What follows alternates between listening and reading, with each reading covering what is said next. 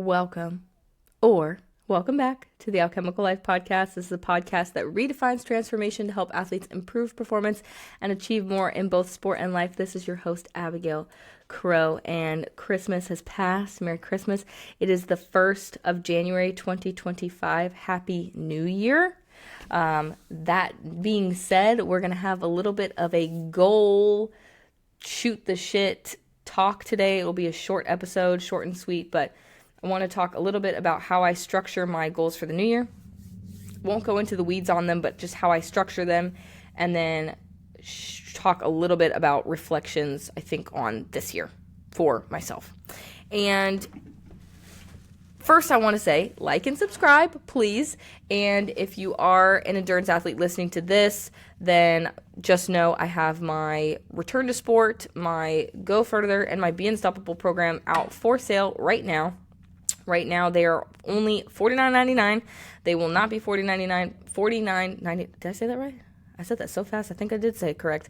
They will not be that much for very long. They will go up, and each program includes the entire program, an entire training log to be able to log all of your stuff in if you would like, if you so choose.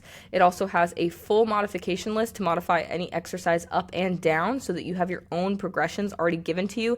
And it also includes an entire cueing log, and that cueing log has essentially every single exercise in further video format so that you can look and see if you need any help with doing the exercise, common cues that I give my clientele to help you perform the movement more proficiently. This is pretty much the closest thing you can get to like the cheapest form of a personal trainer online. We've got a motorcycle out here, and I don't know what he's doing. He's just like hanging outside. I think my Romeo is on a motorcycle right now because it sounds like he's in the driveway. So if you guys can hear that, he's revving his engine too. Dang. I don't know what he's doing or where he's going, but he hanging out. So that being said, the Return to Sport program is great for all athletes that are returning to sport post-injury. They are ready to get back into their running, their biking, their swimming, but they can't quite yet. They're trying to add volume in slowly. This is a great program for you. The Go Further program is a great for the off season when you have 1 to 2 months to just take for your running training volume is a little bit lower. You can build up that strength stability that you need so that when you go into season, you're feeling freaking awesome. And then when you get into your actual season, you can be unstoppable with that program. The Be Unstoppable program is great for in-season athletes who are wanting to continue to maintain strength stability and keep their performance high all season long. So each program basically will cover you through the entire year of training, whether it's I just finished a season and I'm feeling a little bit beat up and I go to Return to Sport. Then I go into my off season, which is I am slowly building volume, but I'm not quite there yet. And I've got some time to build strength. We go to the Go Further program right up into in season. I'm trying to ball out and crush some races, and the Be Unstoppable program is there for you. And you can run it several times because those modification lists give you progressions up and down automatically. So you can essentially run each program several times and then just repeat from there. It's pretty awesome. So yeah, check it out if you're interested. If you're not interested, buy it for a friend.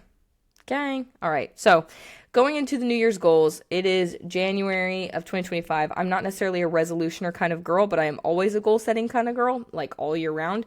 And January is a great time to just begin resetting, reestablishing, continuing to hone in on the goals that I have. So took a look at all the stuff that I wanted to accomplish, all the goals I've already set for myself, and I created a little bit more specific of a timeline and I categorized my goals. And I'm not going to go too deeply into them because it doesn't matter that much to you guys, but I did want to share the structure because I heard it on Chris Williamson's recap podcast with his homies, and one of his friends suggested it, and I thought it was a really freaking good idea. So he does it for a 3-year plan. I don't really necessarily like a 3-year projection because my age and just how I operate, I think that I don't want to limit myself on potential cool opportunities because I'm so focused on this 3-year plan. And I also don't want to run myself into a corner that I feel like I don't want to limit my direction because I'm so focused on accomplishing this 1 3-year plan that, 2 years ago Abigail made that on that third year Abigail doesn't want to accomplish anymore. So what I do is I look at 4 categories. I look at health and fitness is one. I look at my business. I look at my relationships, personal development side of things, myself, and my relationships with others. And then I look at the fun. I want to do something that's fun. So I have those 4 categories, and within them I have a few goals in each. And I break those down for what do I want to do in that year. And some of them are a little bit broad. It's just like, hey, for myself, like, listen more than you speak, approach with service, but for the year, right? But when I break down those quarterly and weekly goals, I have things that I can do in that quarter to check in and during the week to help me shut the fuck up and talk less and listen more, and also to always operate with service. So that is the cool thing about this is I have these 4 categories and I have these goals within them, but then I have each 4 category broken down into the annual goal, and then I have quarterly goals, and then I have weekly things that I can do to help me get to that quarterly and annual goal that I want to hit. I think that this is good for people because 2 things. One, I think it gives you a more reasonable and realistic progression to accomplish that goal that you have for the year. And it also forces you to check in a little bit more often because the goals that I'd set in the past before, I've forgotten them, like straight up just not even remembered what they were. And then I'd have to look back at the end of the year and I was like, oh, I did accomplish them or I didn't accomplish them, but I didn't have anything that forced me to continue to check. I didn't have a weekly thing or a quarterly thing that forced me to check in on if I was doing what I said I wanted to do.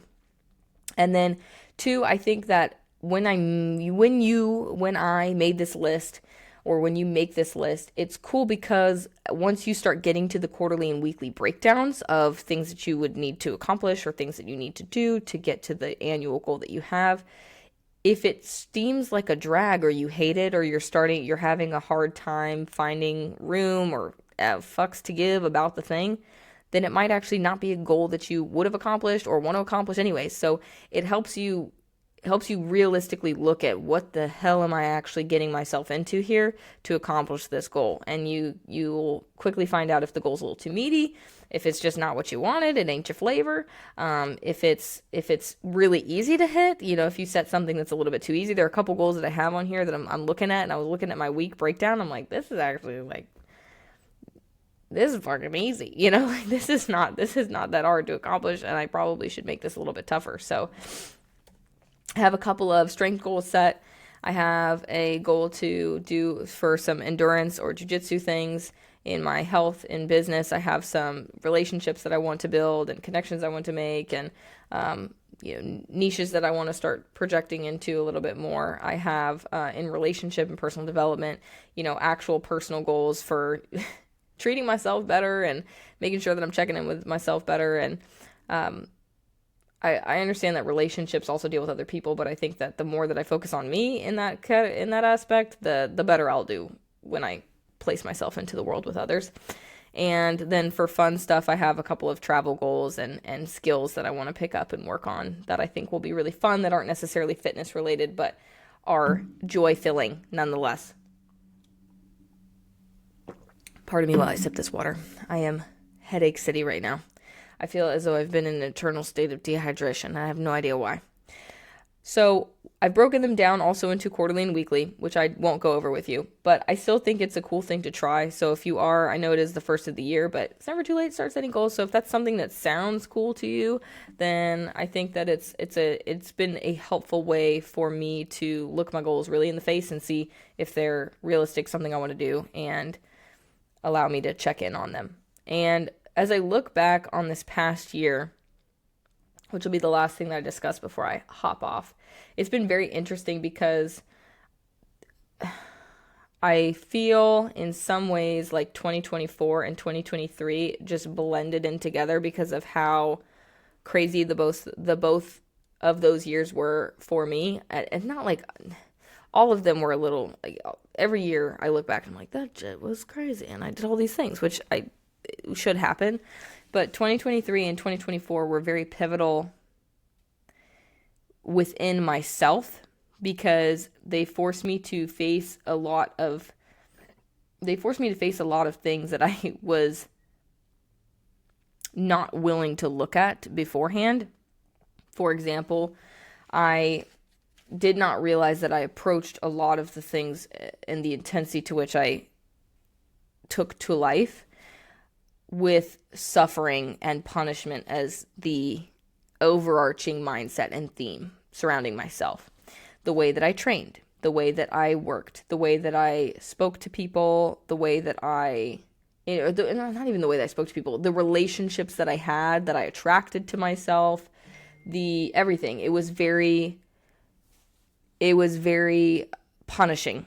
I trained not because I do deserve, I'm training because I don't deserve. It was the people that I have in my life, not because I do deserve, is the people in my life I need to always do better. I don't deserve, that it was always that. It was never from a place of love. That's for sure. And so, I constantly felt like a burden to others. I constantly tried to stop feeling like a burden to others. That in turn made me feel constantly like a burden to myself. And the only way I could sum this up is reading out a couple of my entries, which I might add in some clips at the end if I feel it necessary. But I spent a lot of time writing, and I spent a lot of time thinking, and I spent a lot of time feeling pretty dreadful, and I spent a lot of time running away from the feeling as well. And especially in 2023 and 2024, I think I allowed myself to really just feel the shit and understand that the shit that I was feeling right now is no worse than the shit that I was continuing to make myself feel in the way that I was treating myself most of my life, which was just from a place of no compassion, no grace, no love, no all suffering, all punishment for myself. And it affected the way that I showed up for other people too. So it was just unfair to me and to others. And with that, it permeated with the shift that I tried to make, especially in 2024, in terms of really being like, all right, so I need to see what it feels like to work out and to work and to operate in life with still a lot of it with the intensity, still, wanting to work hard, still wanting to train hard, still wanting to do all these things, but shifting the purpose of, shifting the underlying reason behind, why am I working so hard? Why am I training so hard? And it caused a rift in my overall mood, my business, everything. I mean, it was what helped me decide to go out on my own and start my own business. There was a little bit of pushing and shoving there from my previous job that I was at, but it also me being like, okay, like you work hard for you to do this thing because you do deserve to work for yourself and have this business and, push yourself in this way. So when I could do that, it forced me into my new business. It forced me into some of the relationships that I built. It forced me into a new way of training. It forced me into looking at the way that I take my just overall health. I mean, my blood work was like everything. It was in the tank. I mean, it was not just my mind that was punishing. Like my body definitely took a toll. I had horrible, horrible blood panels.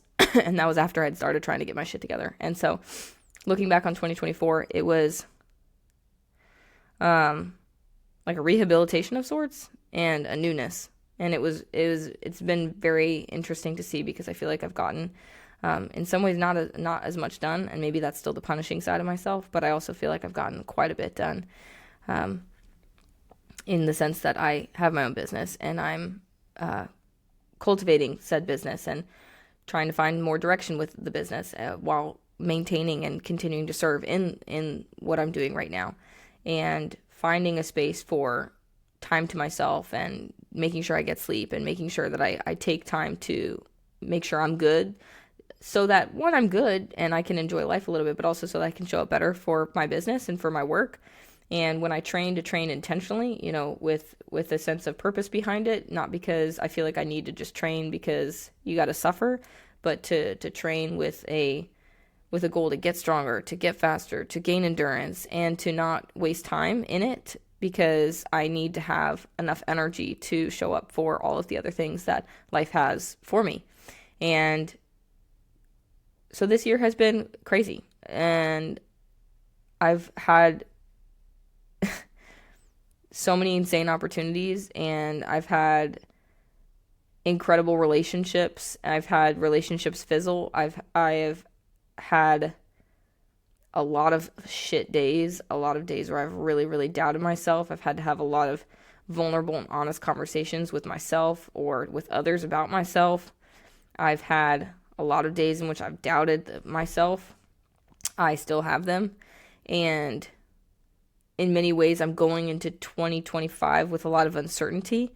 And the coolest thing about what 2024 has given me is it's allowed me to shift my perspective about the uncertainty that I feel, which is that it's okay.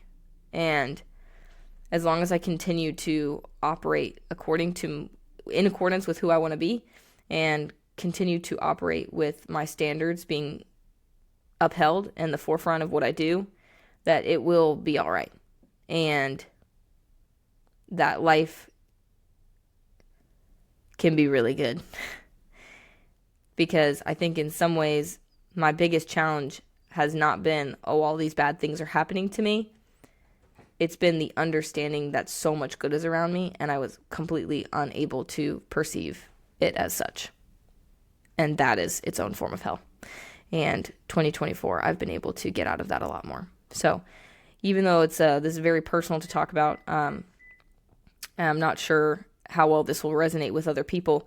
That's how I want to reflect on 2024. And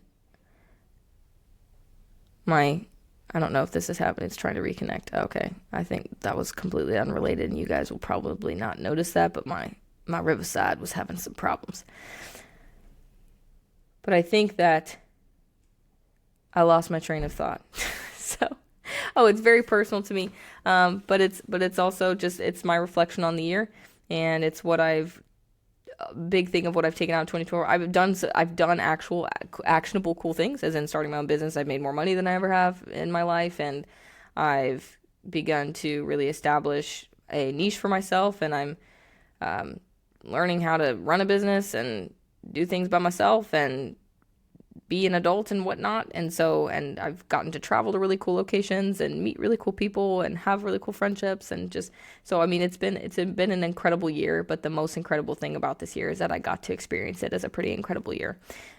Amidst all of the doubts and the chaos and the whatever and the working through, I also was able to really, really see how incredible the year was. And I don't expect life to always feel amazing and bliss and whatnot, but at the end, my dad said something to me when I was young, and I'll never forget it. He said, "One day this will be a good thing." And I truly believe that about every single thing that happens in this life. One day, no matter what, it might not be today, and it might not be tomorrow, and it might not be a month from now, but one day, whatever you are going through will be a good thing. And I want to hold on to that in 2025. So, that being said, Happy New Year, everybody. Buy my fucking programs. Buy my freaking programs, and like and comment and subscribe, share this show. And if you're listening to this, leave a review, and I will see you guys next week. My sister's coming on, so be prepared to hang out with Leah Crowe next week. Bye, everybody.